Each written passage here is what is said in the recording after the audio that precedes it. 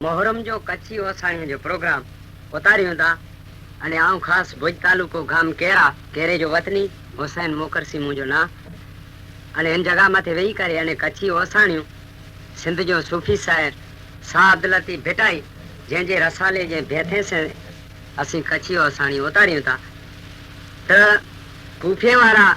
इमाम आली मकाम सैयदना इमाम हुसैन अलैहिस्सलातु वस्सलाम के यानी खत मथा खत लिखियो।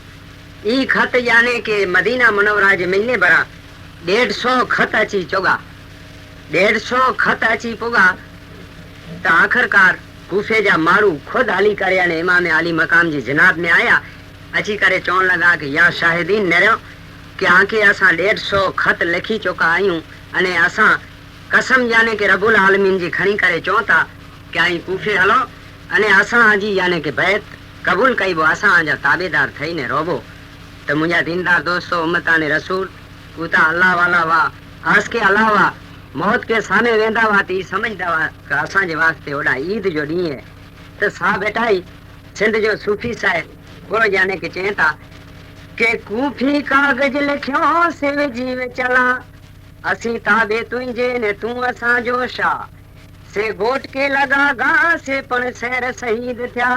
इनी खते मथे अमलो ईमान रखी करे इमाम हुसैन अलैहिस्सलातु वस्सलाम उन्हीं माण्हूअ खे चयो का ए शख्सो आई हेतरी हेतरी लागणी अने हमदर्दी वतारियो था त नेरो असांजा भाउ यानी कि मुस्लिम बिन अकील जंहिंखे यानी आजे साथ में हलायूं था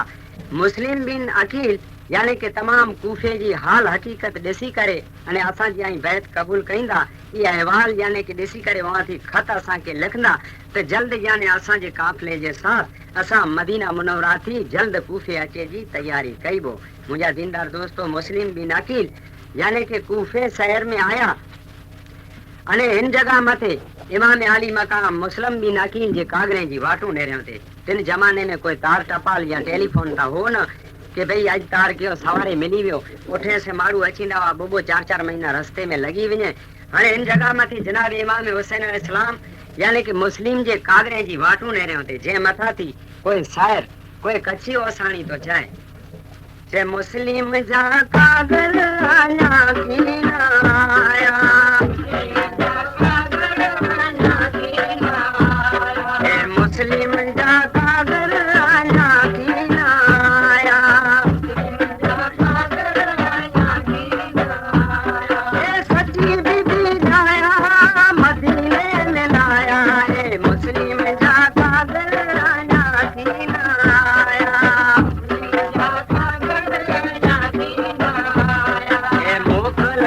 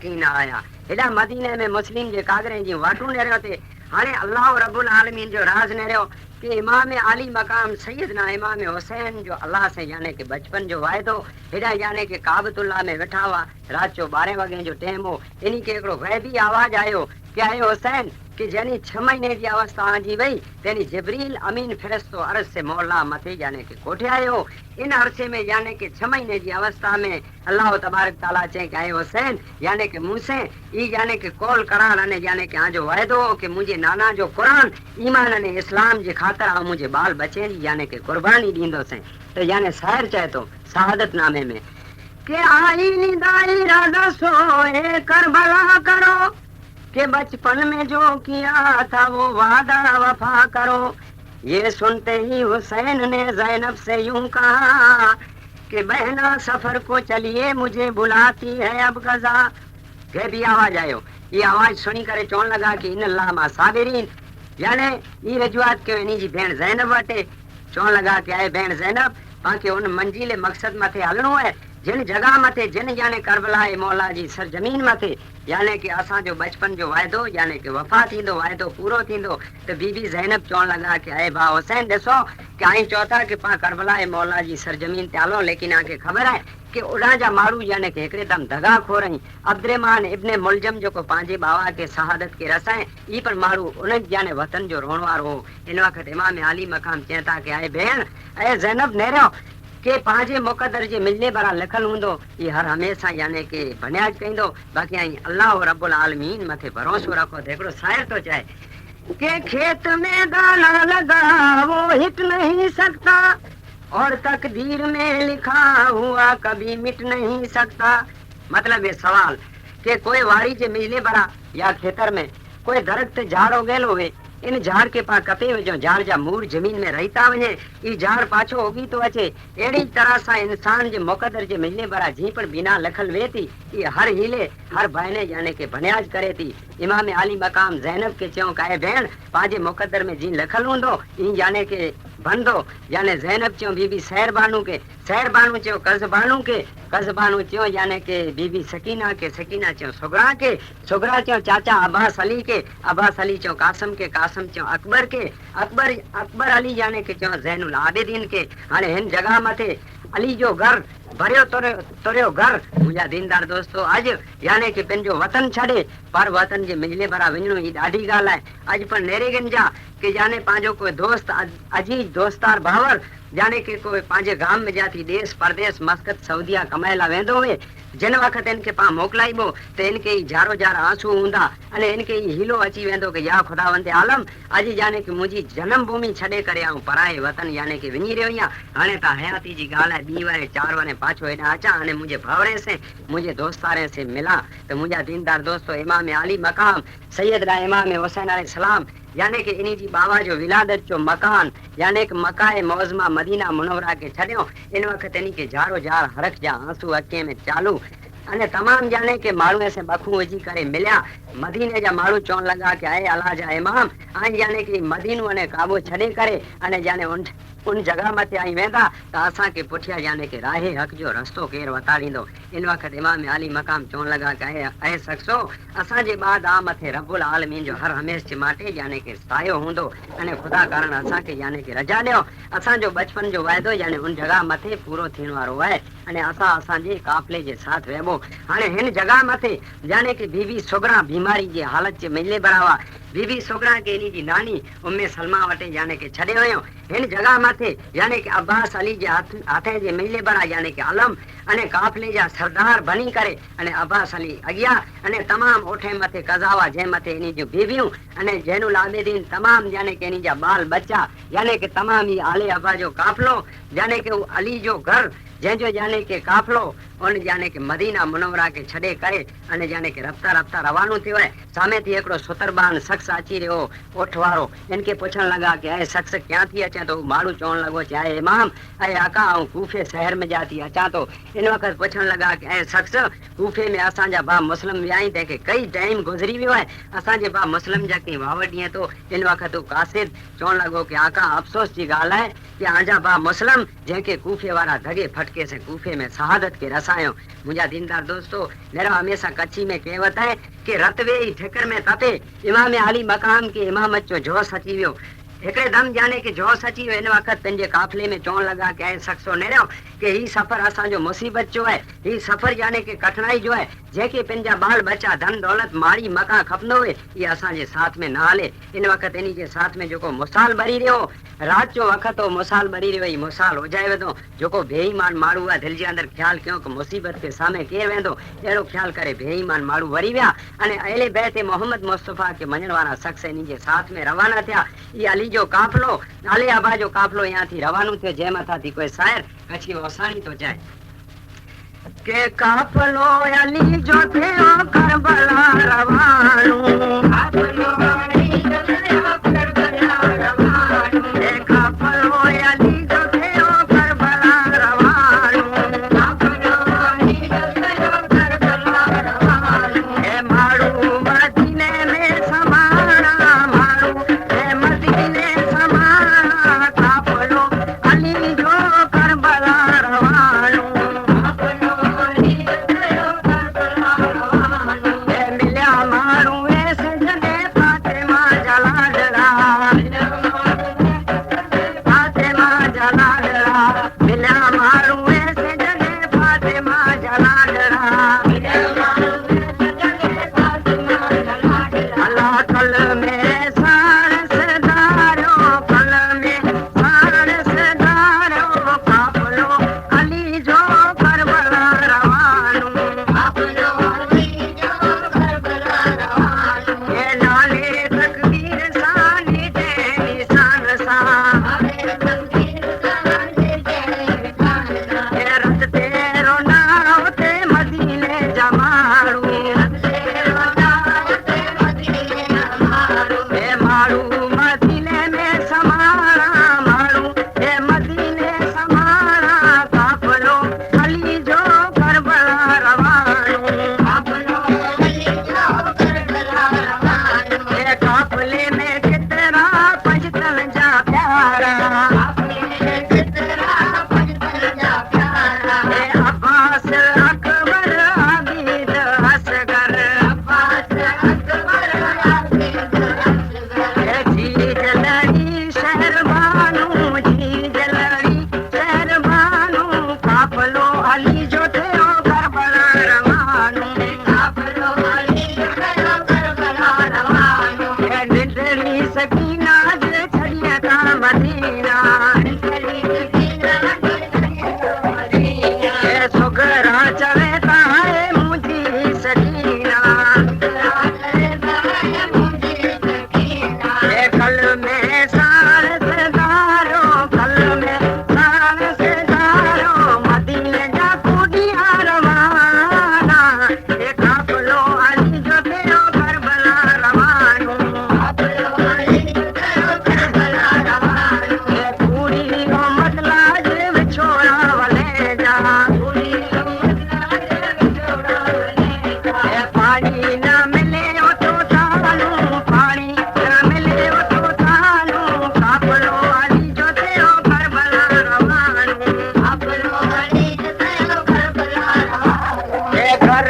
अली जो सजो गम में घेरानो, घर अली जो सजो गम में घेरानो। ए मके मदीने में गम से मनानो, मके मदीने में गम से मनानो। ओते कमर फल दे कुमारा, कमर फल दे कुमारा, काफिलो अली जो करबला रवानो, काफिलो अली जो करबला रवानो। ए वली चवे सख मिटा किस्सा करबल जा, वली चवे सख मिटा करबल जा। ए छाल रब राज दिए मेहरबान मुस्तफा, छाल रब राज दिए मेहरबान मुस्तफा। ए निर्मल थी दो नालू, निर्मल थी दो नालू, काफिलो अली जो थियो करबला रवानो, काफिलो अली जो थियो करबला रवानो।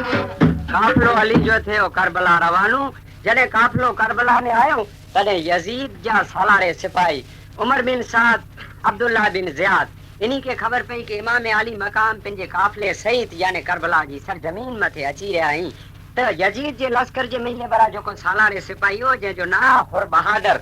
हुर्रे दिलावर जंहिंखे बुलाए करे उमर बिन साद अबेदुल्ला चवण लॻा कि ऐं हुर्रे दिलावर असां सुणो था कि इमाम हुसैन अलैहिस्सलातु वस्सलाम पंहिंजो काफ़िलो यानी कि मदीना मनोवरा थी खणी करे काफ़िले जे साथ पंहिंजी बीबीअ जे साथ हेॾा अची रहिया आहिनि तूं वञ यानी कि अहिड़ी इन मथे जुल्मरानी कर कि 3 ॾींहं सूदी इन खे दाणू पाणी हेॾा बंदि करे छॾ अने इन मथे हिकिड़े दम तीरे जा मींहं वसाए पर अजी जो दोस्तो भाउरो नेरो को हुर दिलावर यानी कि बचपन में इमाम अली मकाम इमाम हुसैन जो यानी कि भाईबंद हो दोस्त हो इन मथा थी कोई भाईबंदी अने दोस्तारी जो सबक मिले तो साहब बेटाई रहमतुल्लाह अलैह सिंध जो सूफी शायर चए था के यारी कज तू यार से जो यार संगाती होए जीरे बदे सेरा ने मोए कांदी होए सा साईं चेता आया बा दुनिया जे मिले बरा तू नातो रखे ते एड़े माण्हू से रखे दोस्ती रखे ते एड़े माण्हू से रखे कि जीरे तो के सेरा बदे ने मोए तो जो कांदी थिए नेरा हुर दिलावर बचपन में इमाम हुसैन जो दोस्त हो बचपन में बेरा रमदा हुआ पर हो यजीद जे लश्कर जे मिले बरा हो उमर बिन साद ने अब्दुल्ला बिन ज़ियाद इनके हुक्म क्यों तो हुर दिलावर यानी करबला जो वाक़ियो बन्यो तेने यानी कि अवल कुर्बानी करबला जे मिले बरा हुर्रे दिलावर यानी कि दिने बयान जे सामे टूक अनुसार में कया तो हुर दिलावर जे बाद इन्ही जो भतीजा यानी कि कासम अलैहिस्सलातु वस्सलाम के इमाम हसन जी वसियत वही काए बेटा कासम हिकड़ो डी यानी कि मुंजा बा इमाम अली मकाम करबला जे मिले बरा तन तना हेकला होंदा आए बेटा कासम उन जगह मथे यानी कि तुझे चाचा मथा मुंजा बा इमाम अली मकाम मथा अवल कुर्बानी यानी कि तू दी मेरी थी मोर यानी कि तू कुर्बान थी ये इमाम हसन जी वसियत कासम की वही कासम अलैहिस्सलातु वस्सलाम अची करे चवण लगा कि आए चाचा असांजे बाबा जी न रही असांखे वसियत है हाणे अॻियां जहिड़ी मर्जी आजी इमाम अली मकाम के इमाम हसन जी वसियत हुई इन वसियत मुताबिक यानी सिर्फ अक्त बधियो हुयो तमाम यानी कि अब्बास अली अने हुरमाउं शरीफ बीबियूं इन जगह मथे हाजिर रही अने सिर्फ यानी कासम जा अक्त बधियो हुयो इन जी शादी न थई इन जगह मथे जनाब कासम अलैहिस्सलातु वस्सलाम जे सर मथे यानी अल्लाह तबारक ताला इनीला करे यानी कि जन्नत में जाती हूरूं अने यानी कि गिलमाऊं इनीला करे सेरा खणिया वयूं ई सेरा यानी कि जनाब कासम अलैहिस्सलाम यानी कि निंडड़े कासम के बधायो ई सेरा केड़ा सोबिया जे मथा थी शायर एकड़ी कच्ची ओसानी तो चाहे के कासम निंडड़ा अल्लाह को प्यारा कासम का सेरा उड़े है कासम निंडड़ा अल्लाह को प्यारा कासम का सेरा उड़े है कासम कासम का सेरा उड़े है कासम का प्यारा कासम का सेरा उड़े है दूल्हे कासम को सेरा बताऊं है दूल्हे कासम को सेरा बताऊं है दूल्हे कासम को सेरा बताऊं है कासम का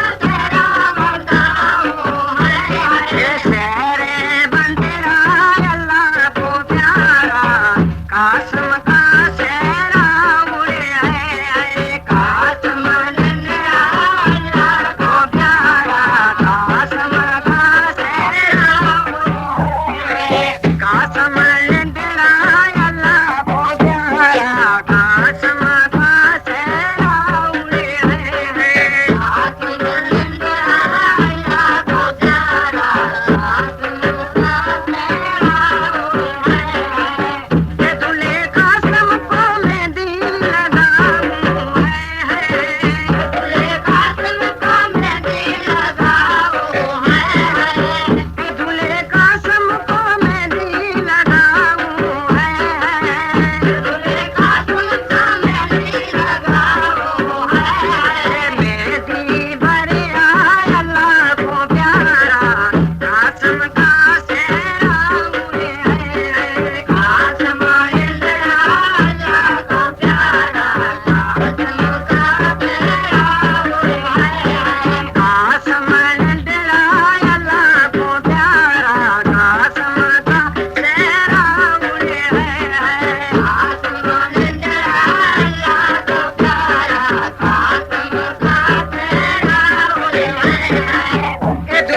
कासम को घोड़े बिठाऊं है,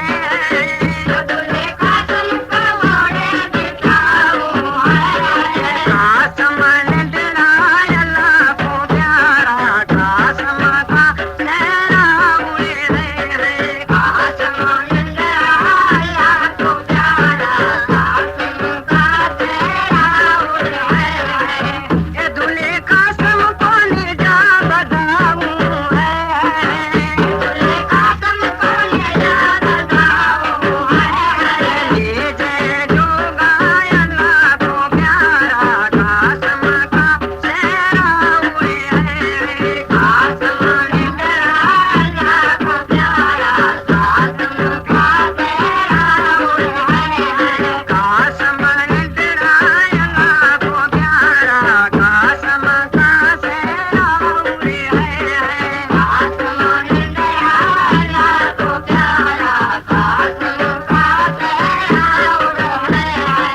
है। दूल्हे कासम को पीठी लगाऊं है, दूल्हे कासम को पीठी लगाऊं है। पीठी भर आए अल्लाह को प्यारा, कासम का सेहरा उड़े है, कासम ने डराया को प्यारा, कासम का सेहरा उड़े है। कासम ने डराया अल्लाह को प्यारा, कासम का सेहरा उड़े है,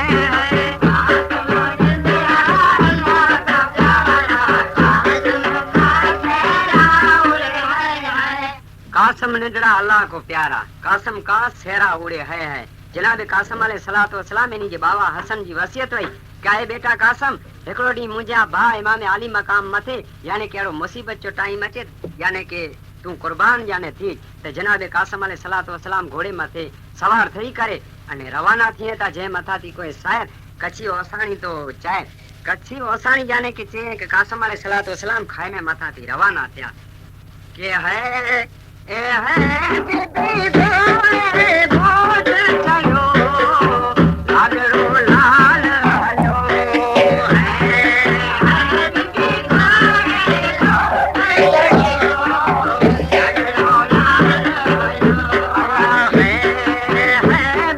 घोड़े घोट चढ़ो लाडड़ो लाल हलो है बीबी घोड़े घोट चढ़ो लाडड़ो लाल हलो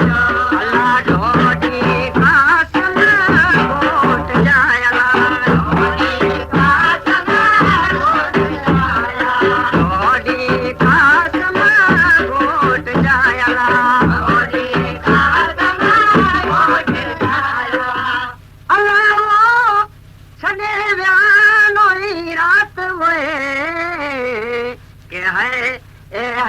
बीबी घोड़े घोट बीबी घोड़े घोट चढ़ो लाडड़ो लाल हलो बीबी घोड़े घोट चढ़ो लाडड़ो लाल हलो है बीबी घोड़े घोट चढ़ो लाडड़ो लाल हलो बीबी घोड़े घोट के थियो माता मोर में थयूं साधियूं साहिजादन मोकलाए हलिया माइटन के से घोट घोड़े चढ़न के मारू मके शहर जाओ ते जारो जार रुअन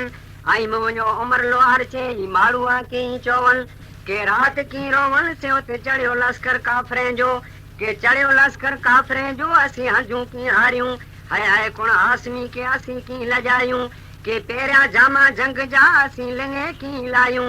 एड़ी मत मुड़ियो उमर लोहार चे असी अली के मुरकायूं के विनी मौजदा माणियूं असी चंगे जे चौगान में के चंगे जे चौगान में थियो डी धणी के डमर के मदद थी जा मुस्तफा कजा नूर जी नजर के मुड़िया कीन मासूम हुआ ही आले दीन अनवर के अर्स मथे उमर लोहार चे नी के हुरू कई असर के खिरी प्या फुल सखरवत करबला जी मैदान में के कासम ककोरे करबला से दुल दुल रत द्राणा इश्क जो आजार हो ते वायद सर्वकाना के बीबी बतूल बेस्त में उत भरे विठी बाणा अजींदा अदियूं मुगर अजी बन जाना के अड़ा सर सामाना आज गोरियां हिन घोट मथा के है रे बीबी गोरे घोट चलो अगड़ो लाल हलो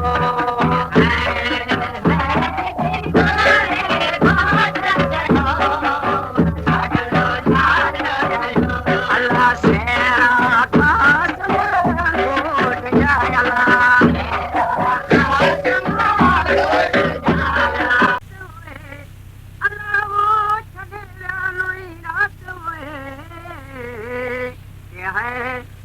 है रे बीबी गोरे घोट चलो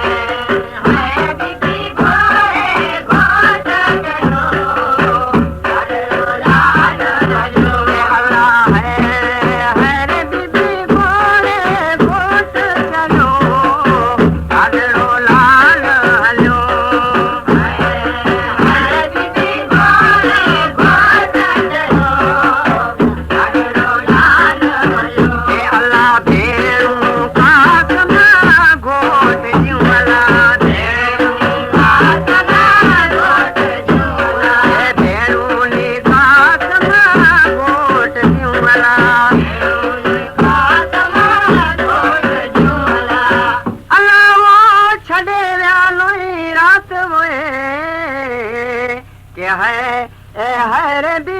गोरे घोट चलो हलो लाल हलो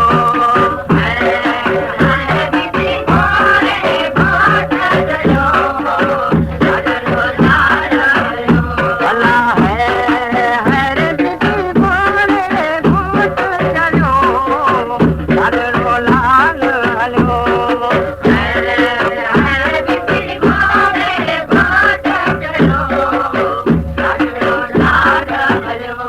कूकट कर भला जो तू बुधे कीन बोड़ा अलाद ने ईमान जा से बुढ़ी व्या बेड़ा से घोट छड़े घोड़ा मुझा वीर सुतावे रान में के आजू आकारे हल्या मुझे हीणे जार विसारिया न विसरे जानब जरावार के मदीने जा साईं इन्हीं के परवरोकारी जपार करे कलमे जी तवार मुझा मीर मुसाफिर माया के आजू आकारे हल्या लटियल मुझा लाल सफरी हल्या सफर के ही काव्या काल के खतरी चे या खुदा इन्हीं ते कज भलायूं ने बाल छड़े मिलकतूं ने माल मुझा मुसाफिर नाया मांगते के मीर मदीना निकरी से आया तान मोटी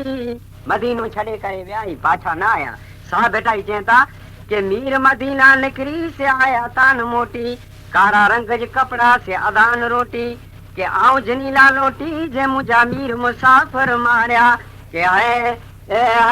बीबी गोरे घोट चलो हलो लाल हलो बीबी गोरे घोट चलो हलो लाल हलो बीबी गोरे घोट चलो हलो लाल हलो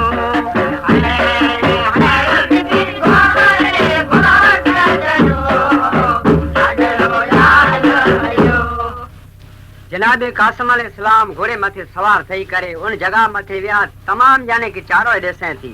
ई मर्दू तो कूफे वारा नदी फरात के घेरो करे यानी वेही रहा माहे मोहरम जी 7वीं तारीख थी यानी कि अहले बैत जे कुंभे के ई जालिम लोको पानी बंद करे छड़ियो जनाबे कासिम अनकरी विनी करे अने लश्कर जा वडा वडा सालारे सिपाही अर्जुक जड़ा पहलवान तेके विनी करे पड़ता रहो के ए जालिमो नेरो यानी कि मुझो चाचा इमाम आली मकाम यानी कि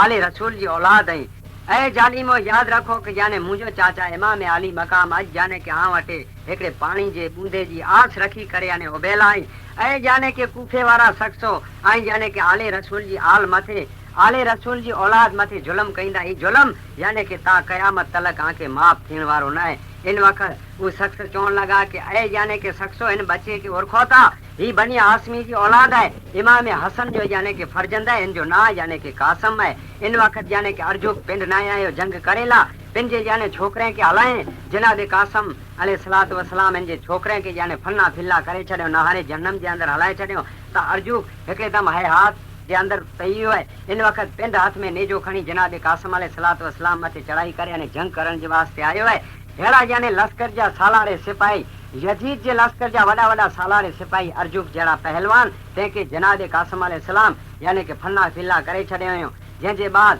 याने कि उमर बिन साद याने कि इन जे लश्कर में हयात मची वियो। इन वक़्तु उमर बिन साद चवण लॻो कि आहे शख़्सो ॾिसो कि इन बचे खे अञा त पाणी बंदि आहे, हिकिड़ो बूंदो जे पाणी मिले त पंहिंजे लश्कर खे तमामु ई बचो फन्ना फिल्ला करे छॾींदो। माटे चारो ॾिसे थी घेरो करे इन मथे तीरे जा मींहं वरसायो। उहे कूफे वारा शख़्स नदी फुरात खे घेरे करे वेठल हुआ। चारो ॾिसे थी तीरे जा मींहं वरसायो। इन मींहं जे अंदरि जख्मी बनी करे जनाब कासम अलैहिस्सलातु वसलाम यानी कि नौजवान ई दूलो जमीन मथे यानी कि बसारत गिरो हुयो। इन वक़्तु आवाज़ कयो हुयो कि ए चाचा आजे गुलाम यानी कि आजे कासम जी आई संभार गिनजा। इन वक़्तु ई आवाज़ सुनी करे जनाब कासम अलैहिस्सलातु वसलाम यानी इन जो आवाज़ सुनी करे जनाब इमाम हुसैन इब्ने अली यानी कि दुलदुल मथे सवार थी करे उन जगह मथे आया आहिनि जिन जगह मथे जनाब कासम जी आख़िरी हालत वई, लोही लोहाणी हालत जे मिजले बरावा पंहिंजे हथे जे अंदरि लाश गिनी करे अने खैमे जे अंदरि कोठे आया। इन जगह मथे मुंहिंजा दीनदार दोस्तो जेको मां यानी कि पंहिंजे बचे खे धूलो बनेलो ॾिठो,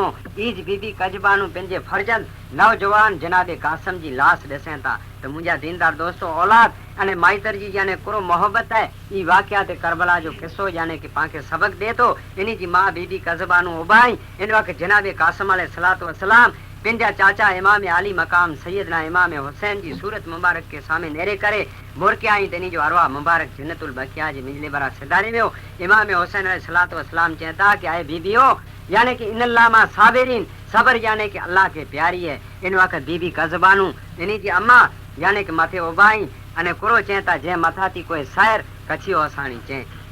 के मुंहिंजा मैया सर गोठ रया मुंहिंजा मैया सर गोठ रया मुंहिंजा मैया सर गोठ रया मैया सर गोठ रया ए अल्लाह रया सर रया मुंहिंजा दोनी जंग जा मान पसण मुंहिंजा मैया सर गोठ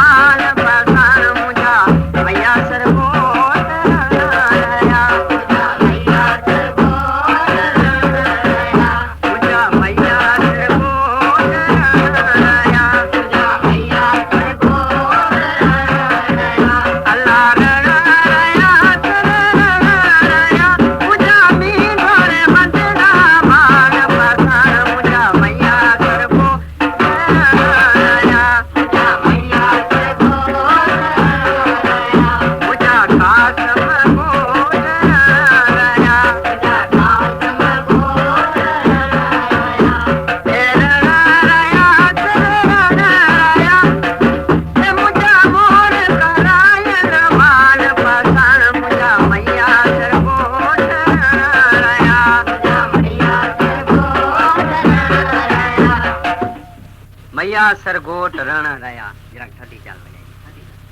मैया सरगोट रण रया जंहिंजे बाद कैसे तू असां वटि उतरल आहीं इन हिसाब क्रमवार ओसाणी उतारियूं त जाने कि इमाम आली मकाम सैयदना इमाम हुसैन अलैहिस्सलातु वस्सलाम जो वाक़ियो आंजे सामने पेश करे अने ओसाणी गाया कि जाने माहे मोहरम जी 2 तारीख़ 10वीं तारीख़ जेको पाण सरगस जी रात चऊं था ई 10वीं तारीख़ जो जाने कि करबला मौला जे मिले बरा जाने कि जुलम ही जुलम हाणे मुंहिंजा दीनदार दोस्तो नेरियो कि जिन जगह मथे जुलम है एॾा तबाही है अने सबर है इन जगह मथे खुदा जी खुदाई है वो जालिम लोग कूफे वारा जुलम क्यों थे तबाह थींदा आया थे अने हिन जगह मथे इमाम जे खैमे में सबर अने जाने कि सबर जो इम्तिहान जाने कि पूरो थियो थे तो जिन जगह मथे जुलम है एॾा तबाही है सबर है इन जगह मथे खुदा जी खुदाई है इन जगह मथे खुदा जो इम्तिहान चालू हो तो वाक़ियात करबला जो किस्सो बनियो जिन जे मिजले बरा जाने कि बचपन थी करे जवानी वटा करे बुढ़ापे थी करे बचपन थी करे अने जवान सुधी कोई पण माण्हू ई न चए कि हुसैन असां करबला में कुर्बान नहीं थियूं मतलब कि शहादत ही शहादत हुसैन जे खैमे में चालू ही वही अने इन अल्लाह मां साबिरीन सबर जाने कि अल्लाह की तैयारी है हेॾा जाने कि 10वीं तारीख़ जो बीबी सैर बानू के सोनू लादो ख्वाब जिन ख्वाब में हिकिड़ी लिकाब पोस माई ॾिठो इनके पुछण लगा कि ऐं अम्मा ही शहीद करबला किताब से साबित बयान है कि आए अम्मा हेड़ी मुसीबत रंजो भला में असां आयूं अने आई हिन जगह मथे केर आयो खुरे जे वास्ते आयो अने कुलाए जाने कि आया आयो इन वक़्त जाने कि वो लिकाब पोस माई पंहिंजो लिकाब ऊचे करे अने चवण लगा कि आए सैर बानू आए जाने कि सैर बानू असीं ॿई कोई औरत नहीं हूं पण असां वो औरत आहियूं कि मां खातून जन्नत बीबी फातिमा ज़हरा रज़ियल्लाहु ताला अन्हा आहियूं असांखे जाने अल्लाह ताला जो हुक्म थियो कि आए बेटी रसूल जी वञो जाने कि अॼु माहे मोहरम जी 10वीं तारीख़ है आजो नवासो इमाम आली मकाम सैयदना इमाम हुसैन आज करबला में शहीद थींदा इन्हीं के जाने पुस्त में ककरा न लगे ऐं वञी करे करबला जी सरजमीन ते ककरा बुआरियो तो मुंहिंजा दीनदार दोस्तो नेरियो रसाले से साबित ॻाल्हि है मुंहिंजी शायरी न पर सिंध जो सूफ़ी शायर ओलिया अल्लाह शाह अब्दुल लतीफ़ भिटाई रहमतुल्लाह अलैह जो कलाम है रसाले से साबित ॻाल्हि है शाह भिटाई चए था के डाड़ी रत रतियास जे जा दंदत मोती गुतियास पहले माहपुर में कर चंद्र चौडई माँ सा बेटा चेता कि इमाम हुसैन जी सूरत मुबारक चौडई माँ जे चंड जड़ी वही पहले माहपुर में कर चंद्र चौडई माँ के अल्लाह नूरे शमावात वल अर्दे जलवो जमीनास सिमाहुम फी विजूहे हम मोम जमण गुतियास के ककरा करबला जा से उत मादर ते मेड़यास जनाब फातिमा करबला जी सरजमीन ते 2 तारीख़ जो आया अने ककरा बुआरियो कि असां जो नवासो एॾा शहीद थींदो इनके पोस्त में ककरा न लगे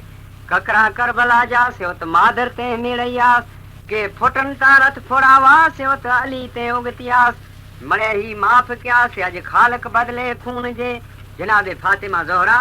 रज़ियल्लाहु ताला अन्हा करबला जी सरजमीन ते अची करे इमाम आली मकाम जो गम क्यों अने करबला जी सरजमीन ते अची करे 2 तारीख़ जो ककरा बुआरियो जे मथा थी कोई शायर यानी कि कच्छी होसाणी तो बनाए ए अम्मा तीरो ए हाजी हुसैन ला अम्मा तीरो ए हाजी हुसैन ला ए जीजा तीरो ए हसन हुसैन ला जीजा तीरो ए हसन हुसैन ला ए अम्मा तीरो ए हाजी हुसैन ला अम्मा तीरो ए हाजी हुसैन ला ए डोरी ए मामे जान सिर सिरो ए करेली जा जन्नत में मथे नूर होए अम्मा तीरो ए हाजी हुसैन ला अम्मा तीरो ए हाजी हुसैन ला ए जीजा तीरो ए हसन हुसैन ला जीजा तीरो ए हसन हुसैन ला ए जामाए मामे जान सिर सिरो ए करेली जा जन्नत में मथे नूर होए अम्मा तीरो ए हाजी हुसैन ला अम्मा तीरो ए हाजी हुसैन ला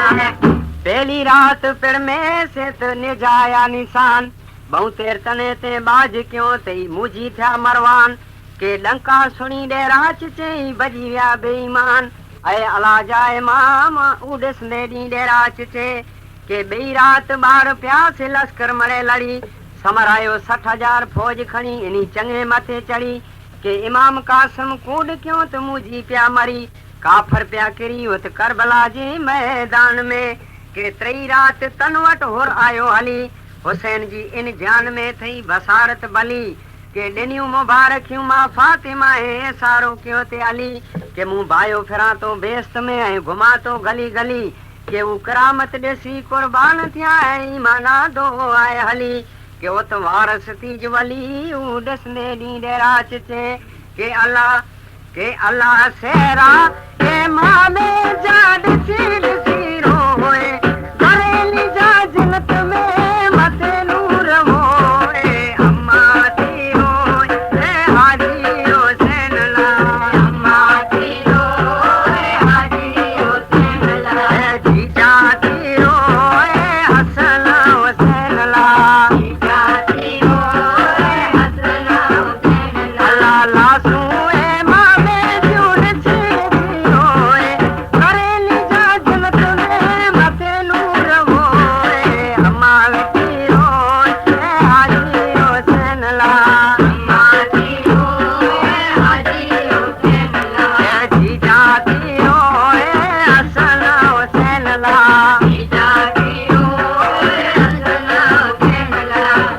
चौथी रात चौगान में घोड़ो फिरायो घोट इमाम कासिम कूड़ क्यों त मुझी पिया मोट के लई नगारे चोट चढ़ मीर मोहम्मद अरबी के पंजी रात पहलवान त तंबू गिनी आया तमाम विचारे से वागे चे अल्लाह क्यों एशान के थिया मागो माग मातम ॾिसंदे ॾींदे राच चे के छई रात छणी पिया उत काफरू कारा विचारे से वागेर चे मुझे क्यों मारा के पड़ी सुरू सिपारा सैयद चढ़िया सहज ते के सतई रात सुबान जी आवियूं सहजूं सुवारियूं विचारे से वागेर चे पयूं वाहेंदगर वधायूं के ॾिसी काफला करीबन जा रोयूं हंजूं हारियूं पड़ी मन जूं मदाऊं ॾिसंदे ॾींदे राज चे तो अरे लोगो कयामत तलक हुसैन का गम हयात है तो हर साल यकीनन मुहर्रम हयात है तो मैं गुलाम हुसैन हूँ हुसैनी है नाम मेरा सीने में दम है मेरे तब तक मेरी ज़बां पे हुसैन का जिक्र हयात है कि हंजू हकारे हलिया मुझे हीणे जा हार विसारिया न विसरे जानब जरावार के मदीने जा साईं इन्हीं के परवरोकारी पार करे कलमे जी तवार मुझा मुसाफर नाया मांगते के अल्लाह खैमा ए मां में जा ॾिसी रोए घरेली जा जन्नत में मथे नूर होए अम्मा थी रोए हाजी हुसैन ला अम्मा थी रोए हाजी हुसैन ला जीजा थी रोए हसन हुसैन ला जीजा थी रोए हसन हुसैन ला अम्मा थी रोए हाजी हुसैन ला अम्मा थी रोए हाजी हुसैन ला जीजा थी रोए हसन हुसैन ला जीजा थी रोए हसन हुसैन ला मी डोर ए मावे जान सी रोए करेली जा जन्नत में मथे नूर होए अम्मा थी रोए हाजी हुसैन ला अम्मा थी रोए हाजी हुसैन ला अठई रात अनवर ही आया सरदई सुल्तान कुल हो नफ्सीन जायकतुल मौत है मारे क्यों ते मुकाम के आए अला जा इमाम आऊं जे आसरे के नोई रात ने जा फिरी पिण में आया ले जा ॾिसी नूर जा उत कंबी वई काया के है अंध हुसैन जा सची बीबी जन्नतुल जाया हाणे कुर्बान कयो काया हिन अली जी औलाद ता के ॾोही रात ॾेराज चे मूं ॾिठियूं सर्ग सुई सुभान हसन हुसैन वा हंज में से बीबी जन्नत संदा जान के सचो सच सैयद जो सचो रसूल रब जो पढ़ंदो वियो काफ वल कुरान ऐं सगोरा सुल्तान हुआ जे आसरे के मोरम मोटी आई त मुंहिंजा आया तान इमाम मदीने जा जाम मूंखे मीर मोहम्मद मीर सां अजी जो दोस्तो उम्मताने रसूल नेरो हयाती है तो मोहरम वरी पण पुजी आवई तो सा बेटाई चेता कि मोहरम ता फिरी 12 महीने अचींदी मोहरम जो वाकियो जाने के आए नने करबला जा किस्सा ई जाने रसूल जे बगीचे जा एकड़ा गुल करबला में कुर्बानी दिनो यो अने जाने के सची कमाई करे विया ताज 12 महीने जाने के अहले इस्लाम इन्हीं के सिद्क दिल से जाने के याद करे रहो है। तो साहब बेटा ही चेता कि मोहरम तो फिर 12 महीने अची थी, पर इमाम अचण वारा नहीं, पर पांचो ईमान कायम होंदो तो बेशक दी कयामत जे मिलने बरा हसरत जे मिलने बरा जरूर एकड़ो दी इन इमाम जे हथे से इन सैयदना इमाम आली मकाम जे हथे से तमाम उम्मती जी जाने के सफात थींदी। अने रसूल जो पण ई फरमान है कि जोको जाने के हुसैन से दुश्मनी के ई जाने के असां जो दुश्मन की के हुसैन मिनी अना मिनल हुसैन के मुके पर जाने ई हुसैन पैदा के मुझो नवास हुई रसूल जो जाने के बोल है। तो मुझा दीनदार दोस्तों सा बेटा ही चयो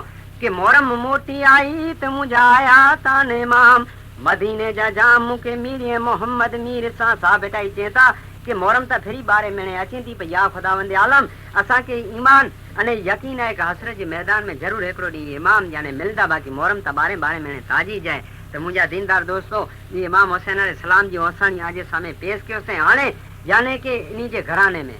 याने के करबला जो वाक्यो न बन्यो जैथी मोर इन्हीं जे घर जे मिजले बरा एकड़ी औरत जंहिंजो ना याने के सिरीन हो वो सिरीन याने के नंढी थई करे अने वडी इमामे जे घराने जे मिजले बरा थई वई। अज पर नेरो रसूल जो ई फरमान है पा उम्मती है के पांजे घर अल्लाह ताला नियाणी देने ई नियाणी अज नंढी सवारे वडी अवस्था लायक थिए तो इनजी पा रसूल जो फरमान है इन मुताबिक याने के अक्त नका करे अने शादी इनजी कयूं ता। तो ई सिरीन याने के इमाम हुसैन अलैहिस्सलातु वस्सलाम जे घराने जे मिजले बरा एकड़ी कनीज वई अज नंढी सवारे वडी जडे भर जवानी जे मिजले बरा आवई तडे इमाम अली मकाम याने के सिरीन जी शादी क्यों वाक्यो आजे सामने बयान याने के टूक अनुसार में कया तो सिरीन जी जिन वक्त शादी करे अने साम मुल्क जे मिजले बरा जिन वक्त इमाम अली मकाम हलायो तेन इन वक्त सिरीन थी चाहे ते आया आका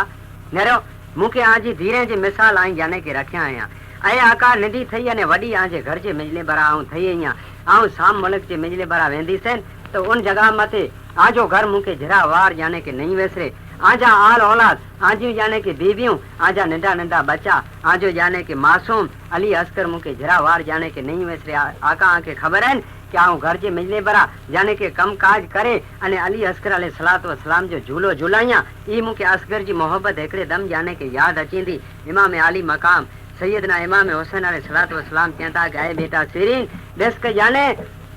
ही असाजे नाना रसूल जो फरमान है कि नियाणी अवस्था लायक थिए तेंजी शादी कयणी। ऐ बेटा सिरीन ही शादी हुजूरी है, शादी है हुजूरी करण है जरूरी ही तो अजी शादी कयूं ता